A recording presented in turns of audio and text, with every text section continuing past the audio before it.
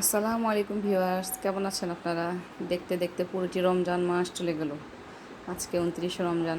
আলহামদুলিল্লাহ এবছর আমরা ৩০টি রমজানের সৌভাগ্য পাবো।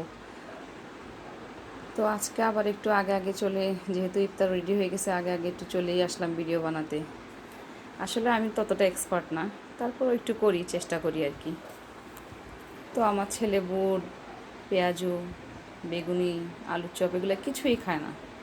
তার ডিমান্ড একটু ডিফারেন্ট। তো আমি তার ডিমান্ড অনুযায়ী, তার রুচি অনুযায়ী খাবার বানাই। আজকে বানিয়েছি ভুনা খিচুড়ি, সাথে ডিম ভাজা, একটু স্যুপ তৈরি করেছি, লাচ্ছি বানিয়েছি ঘরে, আর ফ্রুটসগুলো কেটে নিয়েছি এভাবে।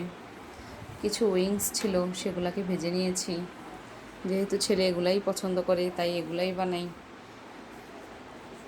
তো আর কি, ভালো থাকবেন আপনারা। রমজান শেষ হয়ে যাচ্ছে, মায়া লাগছে বড়। সবাইকে অগ্রিম ঈদ মোবারক।